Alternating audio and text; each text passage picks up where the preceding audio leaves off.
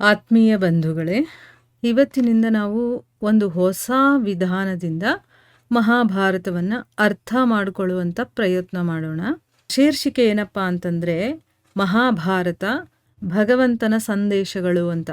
ಯಾಕೆ ಈ ಶೀರ್ಷಿಕೆ ಅಂತಂದರೆ, ಮಹಾಭಾರತ ಅನ್ನೋದು ಎಲ್ರಿಗೂ ಕೂಡ ಗೊತ್ತಿರುವಂಥ ವಿಷಯನೇ. ಆದರೆ ನಾವೇನು ಮಾಡ್ತೀವಿ, ಬರೀ ಕಥೆಯನ್ನ ಅಂತಂದ್ರೆ ಏನು, ಅದರಲ್ಲಿ ಪಾಂಡವರಿದ್ದಾರೆ, ಕೌರವರಿದ್ದಾರೆ, ಅರ್ಜುನ, ಕರ್ಣ, ಮತ್ತು ದುರ್ಯೋಧನ, ಶಕುನಿ, ಜೂಜಾಡೋದು, ಪಣವನ್ನು ಇಡೋದು, ದ್ರೌಪದಿ, ಮತ್ತು ಯುದ್ಧ ನಡೆಯೋದು, ಹೀಗೆ ನಾವು ಕತೆಗಳನ್ನು ತಿಳ್ಕೊಂಡಿದ್ದೀವಿ. ಪಾತ್ರಗಳು ಕೂಡ ಗೊತ್ತು ನಮಗಷ್ಟೇ ಅಲ್ವಾ. ಆದರೆ ಈ ಮಹಾಭಾರತದಿಂದ ತಿಳ್ಕೊಳ್ಳುವಂಥದ್ದು ಬೇಕಾದಷ್ಟಿದೆ. ನಾವು ಬರೀ ಕಥೆಯ ರೂಪದಲ್ಲಿ ನೋಡ್ತಾ ಇದ್ದೀವಿ ಅಷ್ಟೇ. ಈ ಮಹಾಭಾರತವನ್ನು ರಚನೆ ಮಾಡಿರುವಂಥದ್ದು ಯಾರು ಅಂತಂದರೆ ವೇದವ್ಯಾಸರು. ಅವರು ಭಗವಂತನ ಅವತಾರ ಅಂತಲೇ ಹೇಳ್ತಾರೆ. ಸೊ ಭಗವಂತ ಇದನ್ನು ರಚನೆ ಮಾಡಿರುವಂಥದ್ದು ಬರೀ ಕತೆ ಕೇಳಲಿ ಅಂತ ಅಲ್ಲ, ಅದರಿಂದ ತಿಳ್ಕೊಳ್ಳುವಂಥದ್ದು ಬೇಕಾದಷ್ಟಿದೆ. ಅದನ್ನು ತಿಳಿಸೋಕೆ ಅಂತಾನೆ ಈ ಇತಿಹಾಸ ಅನ್ನೋದಿದೆ. ಅಂದರೆ ಈ ಮಹಾಭಾರತ ಅನ್ನೋದಿರೋದು ನಮಗೇನೋ ಹೇಳಕ್ಕೆ ಹೊರಟಿದೆ ಅದು. ಆದರೆ ನಾವು ಅದನ್ನು ಬಿಟ್ಬಿಡ್ತೀವಿ. ಬರೀ ಕಥೆಯನ್ನು ಕೇಳಿಕೊಂಡು ಆಯಿತು, ನಾನು ಮಹಾಭಾರತವನ್ನು ಕೇಳಿದೆ, ಓದಿದೆ ಅಂತಂದ್ಬಿಟ್ಟು ಸುಮ್ಮನೆ ಆಗಿಬಿಡ್ತೀವಿ. ಆದರೆ ಅದರಿಂದ ನಾವು ಅರ್ಥ ಮಾಡಿಕೊಳ್ಳುವಂಥದ್ದು ಬೇಕಾದಷ್ಟಿದೆ. ತತ್ವಗಳನ್ನು ಹಾಗೆ ಹೇಳಿದರೆ ಅದು ಸಾಮಾನ್ಯರಿಗೆ ಅರ್ಥ ಆಗೋದಿಲ್ಲ, ಮತ್ತು ಕೇಳೋದಕ್ಕೆ ಇಷ್ಟನೂ ಪಡೋದಿಲ್ಲ. ಅದಕ್ಕೋಸ್ಕರ ಅಂತಲೇ ಮಹಾಭಾರತ ಇರೋದು. ಅದರಿಂದನೇ ನಾವು ಇವತ್ತಿನಿಂದ ಭಗವಂತನ ಈ ಮಹಾಭಾರತದಲ್ಲಿ ಬರುವಂತಹ ಘಟನೆಗಳಿಂದ ಏನನ್ನ ತಿಳಿಸೋಕೆ ಹೊರಟಿದ್ದಾನೆ ಅನ್ನೋದನ್ನ ಸ್ವಲ್ಪ ತಿಳ್ಕೊಳ್ಳೋ ಪ್ರಯತ್ನವನ್ನು ಮಾಡೋಣ. ಯಾಕಂದರೆ ಕಥೆಯಂತೂ ನಮಗೆ ತುಂಬ ಇಷ್ಟ, ಕತೆ ಕೇಳೋದು ಅಂತಂದರೆ. ಅದರ ಜೊತೆಗೆ ಅದರಿಂದ ನಾವು ಏನು ತಿಳ್ಕೋಬೇಕು ಅನ್ನೋದನ್ನು ಕೂಡ ನಾವು ತತ್ವತಃ ತಿಳ್ಕೊಳ್ಳೋ ಪ್ರಯತ್ನ ಮಾಡೋಣ. ಈಗ ಚಿಕ್ಕ ಮಕ್ಕಳಿಗೆ ಕತೆಗಳು ಅಂತಂದರೆ ಇಷ್ಟ ಅಲ್ವಾ. ಅವರಿಗೆ ಕಥೆಯನ್ನು ಯಾಕೆ ಹೇಳ್ತೀವಿ, ಅದರಿಂದ ಆ ಮಗು ಏನೋ ಒಂದು ಪಾಠವನ್ನು ಕಲೀಲಿ ಅಂತಂದ್ಬಿಟ್ಟು. ಅದೇ ರೀತಿ ಮಹಾಭಾರತ ನಮಗೆ ಕಥೆ ರೂಪದಲ್ಲಿ ಕೊಟ್ಟಿರೋದು ಬರೀ ಕಥೆಯನ್ನು ಕೇಳೋದಕ್ಕಲ್ಲ, ಅದರಿಂದ ಸ್ವಲ್ಪ ತತ್ವವನ್ನು ತಿಳ್ಕೊಳ್ಳಿ, ತನ್ನ ಜೀವನದಲ್ಲಿ ಏನೋ ಒಂದನ್ನು ಅಳವಡಿಸ್ಕೊಳ್ಳಿ. ಅದಕ್ಕೆ ನಮಗೆ ಕಥೆಯ ರೂಪದಲ್ಲಿ ಭಗವಂತ ಅದನ್ನೆಲ್ಲ ಕೊಟ್ಟಿದ್ದಾನೆ. ಸೊ ಇಲ್ಲಿ ಭಗವಂತನ ನುಡಿ ಏನಪ್ಪ ಅಂತಂದರೆ, ಮೊದಲನೇ ನುಡಿಯನ್ನು ನಾವು ತಿಳ್ಕೊಳ್ಳೋಣ. ಅಂದರೆ ಮಹಾಭಾರತ ಅಂತಂದರೆ ಏನು, ಯಾಕಿದೆ ಅನ್ನೋದ್ರ ಬಗ್ಗೆ ಭಗವಂತ ಕೆಲವೊಂದು ವಿಚಾರಗಳನ್ನು ಹೇಳ್ತಾನೆ. ಈಗ ನೋಡಿ, ಇಚ್ಛೆ ಆಗಿರ್ಬೋದು, ಆಸೆ ಆಗಿರ್ಬೋದು, ಅಪೇಕ್ಷೆಗಳಾಗಿರ್ಬೋದು, ಆಕಾಂಕ್ಷೆ ಆಗಿರ್ಬೋದು, ಇದೆಲ್ಲ ಮನುಷ್ಯ ಸಮಾಜದ ಚಾಲಕರಾಗಿರುತ್ತೆ.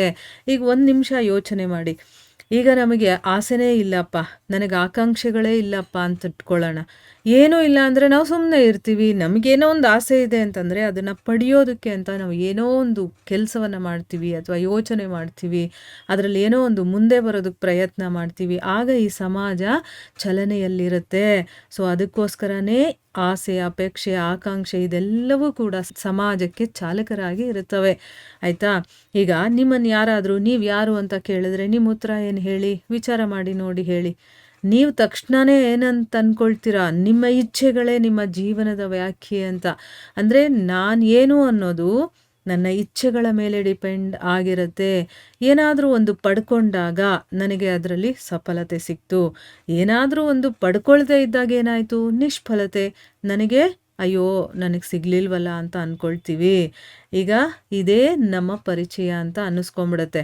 ಈಗ ತುಂಬ ಜನ ಯಾವ ರೀತಿ ಬದುಕ್ತಾ ಇದ್ದಾರೆ ಅಂತಂದರೆ, ಒಳಗಡೆಯಿಂದ ಸಾಯ್ತಾ ಇರ್ತಾರೆ ಅವರು. ಒಳಗಡೆ ಅವ್ರಿಗೆ ಉತ್ಸಾಹನೂ ಇರೋದಿಲ್ಲ, ಕೊರಗ್ತಾ ಇರ್ತಾರೆ. ಆದರೆ ಅಷ್ಟೆಲ್ಲ ಅವರು ಕೊರಗಿ ಅವರೆಲ್ಲ ಒಳಗಡೆಯಿಂದ ಸಾಯ್ತಾ ಇದ್ರೂ ಕೂಡ ತಮ್ಮ ಇಚ್ಛೆಗಳನ್ನು ಮಾತ್ರ, ನನಗೆ ಬರುವಂಥ ಆಸೆಗಳನ್ನು ಮಾತ್ರ ಸಾಯಿಸೋದಕ್ಕೆ ಅವ್ರಿಗಾಗೋದಿಲ್ಲ.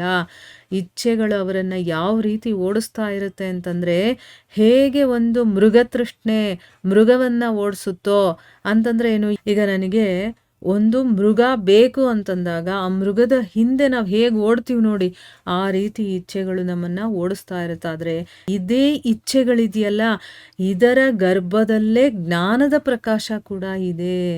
ಹೇಗಿದು ಇಚ್ಛೆಗಳ ಗರ್ಭದಲ್ಲಿ ಜ್ಞಾನದ ಪ್ರಕಾಶ ಇದೆ ಅಂತ ಹೇಳ್ತಾ ಇದ್ದಾರಲ್ಲ, ಅದು ಹೇಗೆ ಅಂತಂದರೆ, ಈಗ ನಮಗೇನೋ ಒಂದು ಆಸೆ ಇರುತ್ತೆ, ಅದು ಅಪೂರ್ಣವಾಗಿರುತ್ತೆ. ಅಂದರೆ ಆ ಇಚ್ಛೆ ಈಡೇರಲಿಲ್ಲ ನನಗೆ, ಅಥವಾ ಆ ಇಚ್ಛೆ ಅನ್ನೋದು ಮುರಿದು ಹೋಗುತ್ತಲ್ಲ, ನಾನು ಅಂದ್ಕೊಂಡಿದ್ದಾಗಲಿಲ್ಲ ಅಂತಂದಾಗ ಅಲ್ಲಿಂದಾನೇ ಜ್ಞಾನದ ಕಿರಣ ಪ್ರವೇಶ ಮಾಡುತ್ತೆ. ಈಗ ನೋಡಿ, ಎಕ್ಸಾಂಪಲ್ಗೆ ಈಗ ನಾನು ಏನೋ ಒಂದು ಮನಸ್ಸಲ್ಲಿ ಅಂದ್ಕೊಂಡಿರ್ತೀನಿ, ಅದು ಪ್ರಯತ್ನನೂ ಮಾಡ್ತಿರ್ತೀನಿ, ಆಗಾಗ ಅದರಲ್ಲಿ ನನಗೆ ಸೋಲೇ ಆಗ್ತಾ ಇರುತ್ತೆ.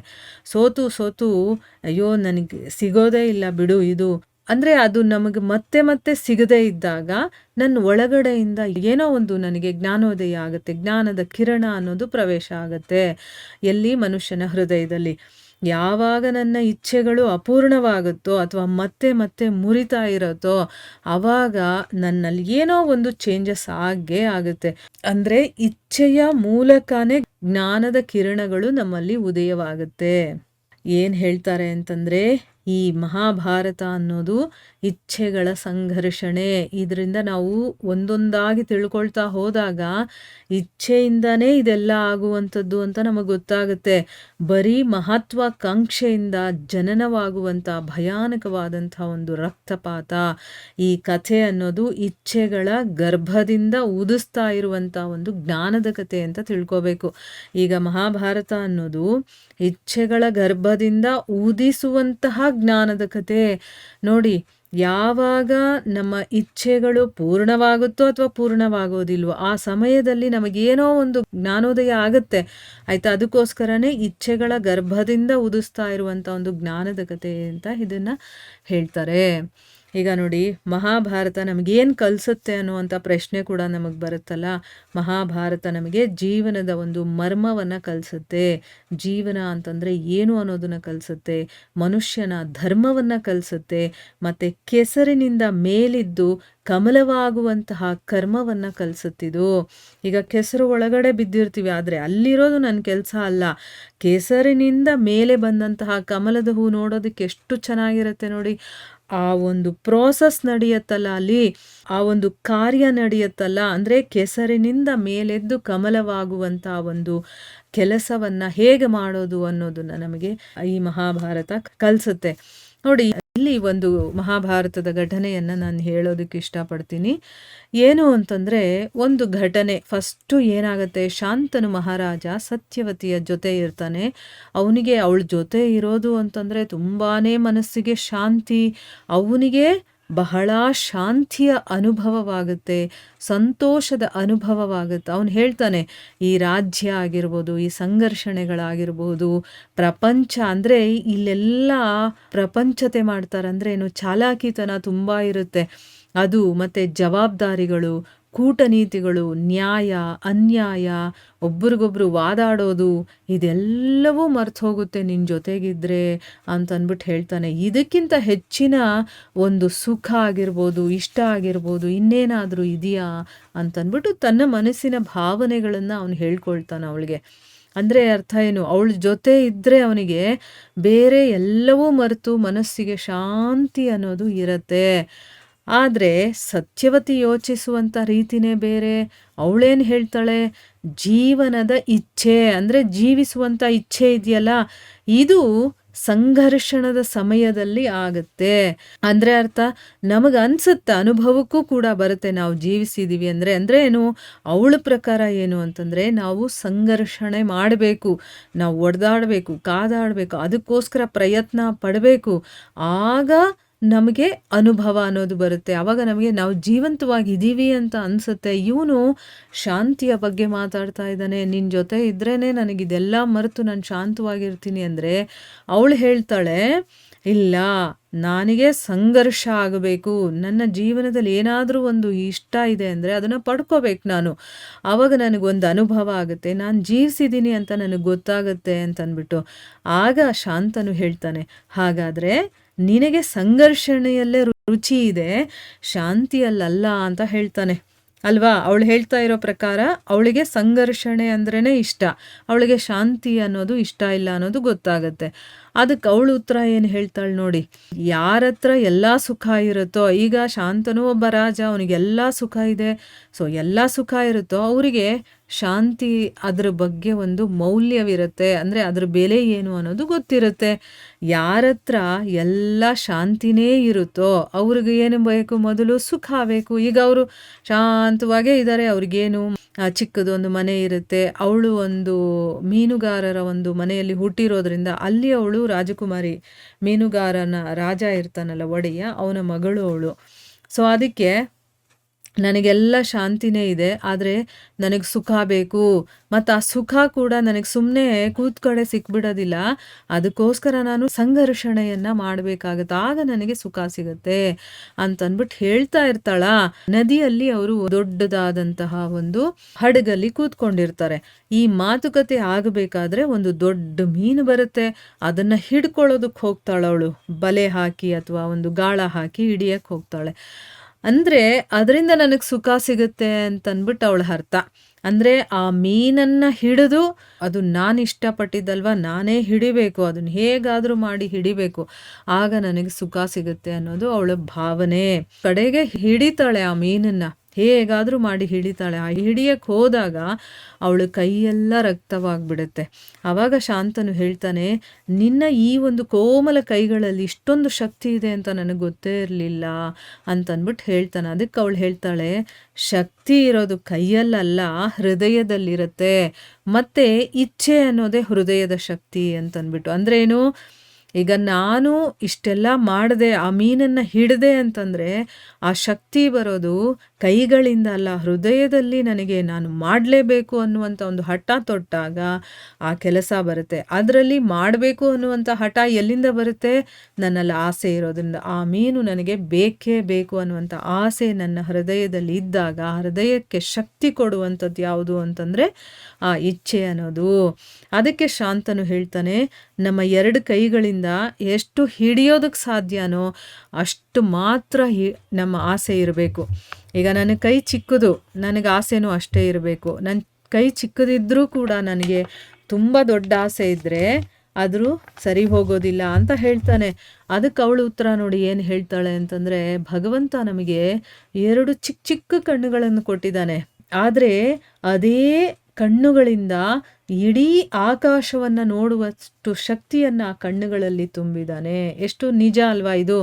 ಇರೋದು ಚಿಕ್ಕ ಚಿಕ್ಕ ಕಣ್ಣುಗಳೇನೆ, ಆದರೆ ನಾವು ಆಕಾಶವನ್ನೇ ನೋಡ್ಬೋದು, ಅಷ್ಟು ಶಕ್ತಿಯನ್ನು ಆ ಕಣ್ಣುಗಳಲ್ಲಿ ಇಟ್ಟಿದ್ದಾನೆ. ಹೀಗಿದ್ಮೇಲೆ ನಾನು ಚಿಕ್ಕ ಆಸೆಯನ್ನು ಇಟ್ಕೊಂಡು ಭಗವಂತನಿಗೆ ಅವಮಾನ ಮಾಡಲಾ ಅಂತಂದ್ಬಿಟ್ಟು ಅವಳು ಕೇಳ್ತಾಳೆ. ನೋಡಿದ್ರಾ ಎಷ್ಟು ವಿಷಯಗಳು ನಮಗಿಲ್ಲಿ ಗೊತ್ತಾಯಿತು ಅಂತಂದ್ಬಿಟ್ಟು. ಇಲ್ಲಿ ಶಾಂತನು ಹೇಳೋದು ಅವನ ಪ್ರಕಾರ ಸರಿಯಾಗೇ ಇದೆ. ಇವಳು ಆಸೆ ಪಡ್ತಾ ಇದ್ದಾಳೆ, ಅದರಿಂದ ಏನೇನಾಗುತ್ತೆ ಮುಂದೆ ಅನ್ನೋದು ನಾವು ಮುಂದೆ ತಿಳ್ಕೊಳ್ತಾ ಹೋಗೋಣ. ಆಸೆ ನಮಗೆ ನಮ್ಮ ಕೈಯಲ್ಲಿ ಎಷ್ಟಾಗುತ್ತೋ ಅಷ್ಟಿರಬೇಕು ಅಂತ ಇವನು ಹೇಳಿದ್ರೆ ಇಲ್ಲ. ಅದಕ್ಕೊಂದು ಅವಳು ಬೇರೆ ಎಕ್ಸಾಂಪಲ್ ಕೊಟ್ಟು ಹೇಳ್ತಾಳೆ, ಭಗವಂತ ನಮ್ಗೆ ಇಷ್ಟು ಚಿಕ್ಕ ಕಣ್ಣು ಕೊಟ್ಟಿದ್ದಾನೆ, ಆದರೆ ನೋಡೋದಕ್ಕೆ ಎಷ್ಟು ದೊಡ್ಡ ಶಕ್ತಿ ಕೊಟ್ಟಿದ್ದಾನೆ. ಸೊ ನನ್ನ ಹೃದಯದಲ್ಲಿ ಶಕ್ತಿ ಇದೆ, ನನಗೆ ಇಚ್ಛೆ ಬಂದರೆ ನನಗೆ ಶಕ್ತಿ ಬರುತ್ತೆ, ಆ ಶಕ್ತಿಯಿಂದ ನಾನು ಏನು ಬೇಕಾದರೂ ಪಡ್ಕೊಳ್ಬಹುದು ಅನ್ನೋ ರೀತಿ ಅವಳು ಮಾತಾಡ್ತಾ ಇದ್ದಾಳೆ. ಸೊ ಈ ರೀತಿ ಮಾಡಿ ನಾನು ಭಗವಂತನ ಅವಮಾನ ಮಾಡೋದಿಲ್ಲ, ನಾನು ಇಚ್ಛೆ ಪಟ್ಟೇ ಪಡ್ತೀನಿ, ಅದನ್ನು ಪಡ್ಕೊಳ್ಳೋ ಪ್ರಯತ್ನ ಕೂಡ ಮಾಡ್ತೀನಿ ಅನ್ನೋ ರೀತಿ ಇಲ್ಲಿ ಹೇಳ್ತಾ ಇದ್ದಾಳೆ. ಅದಕ್ಕೋಸ್ಕರನೇ ಇಲ್ಲಿ ಭಗವಂತ ಹೇಳುವಂಥ ಮಾತು ಏನಪ್ಪ ಅಂತಂದರೆ, ಇಚ್ಛೆ, ಆಸೆ, ಅಪೇಕ್ಷೆ, ಆಕಾಂಕ್ಷೆಗಳು ಇದೆಲ್ಲ ಸಮಾಜದ ಚಾಲಕರಾಗಿರ್ತಾರೆ ಇವರೆಲ್ಲರೂ ಕೂಡ. ಅದಕ್ಕೇನೆ ನಾವು ಏನಾದರೂ ಒಂದು ಅಂದ್ಕೊಳ್ತೀವಲ್ವಾ, ಅದು ಆಗಲಿಲ್ಲ ಅಂತಂದಾಗ ಅಲ್ಲಿಂದ ನಮಗೆ ಜ್ಞಾನದ ಕಿರಣಗಳು ಬರುತ್ತೆ. ಈಗ ನಮಗೆ ಭಗವಂತ ಏನಾದರೂ ಕಷ್ಟ ಕೊಡ್ತಾ ಇದ್ದಾನೆ ಅಂತಂದರೆ ಅದು ನಮ್ಮನ್ನು ಉನ್ನತ ಮಟ್ಟಕ್ಕೆ ಏರಿಸೋದಕ್ಕೇನೆ, ಅದರಿಂದ ನಾನು ಕಲಿಯೋದು ಎಷ್ಟೋ ಇರುತ್ತೆ. ಅದಕ್ಕೆ ಎಲ್ಲರೂ ಹೇಳ್ತಾರೆ ನೋಡಿ, ನಾವು ಗೆಲ್ಲೋದಲ್ಲ ಮುಖ್ಯ, ನಾವು ಸೋತಾಗ ಬೇಕಾದಷ್ಟು ಕಲಿತೀವಿ ಆ ಘಟನೆಯಿಂದ. ಗೆದ್ದುಬಿಟ್ರೆ ಗೆದ್ದೆ ಅನ್ನೋದು ಅಷ್ಟೇ. ನಮ್ಮ ಜೀವನದಲ್ಲಿ ಬರುವಂಥ ಘಟನೆಗಳಿಂದ ನಮಗಾಗುವಂಥ ಏಟುಗಳು, ನೋವುಗಳು, ಮೋಸಗಳು ಇದೆಲ್ಲದರಿಂದ ನಾವು ಒಂದೊಂದು ಪಾಠವನ್ನು ಕಲಿತಾ ಇರ್ತೀವಲ್ವಾ. ಅದೆಲ್ಲ ಏನು ಜ್ಞಾನೋದಯವಾಗುವಂಥದ್ದು, ನಮ್ಮ ಒಳಗಡೆಯಿಂದ ನಮಗೆ ಜ್ಞಾನ ಬರುತ್ತೆ. ಒಂದೊಂದರಿಂದನೂ ನಾವು ಒಂದೊಂದು ಕಲಿಯುವಂಥದ್ದು ಇರುತ್ತೆ. ಸೊ ಅದಕ್ಕೆ ಇಲ್ಲಿ ಹೇಳ್ತಾ ಇದ್ದಾರೆ, ಇಚ್ಛೆಗಳ ಗರ್ಭದಲ್ಲಿ ಜ್ಞಾನದ ಪ್ರಕಾಶ ಕೂಡ ಇದೆ ಅಂತಂದ್ಬಿಟ್ಟು. ಸೊ ಜ್ಞಾನದ ಕಿರಣಗಳು ನಮ್ಮ ಹೃದಯಕ್ಕೆ ಪ್ರವೇಶ ಮಾಡೋದು ಯಾವಾಗ ಅಂತಂದರೆ ಈ ರೀತಿ ಏಟುಗಳೆಲ್ಲ ನಮಗೆ ಬಿದ್ದಾಗ್ಲೇ. ಇವತ್ತಿಗೆ ನಾವು ಇಲ್ಲಿಗೆ ನಿಲ್ಲಿಸೋಣ. ಹರೇ ಕೃಷ್ಣ.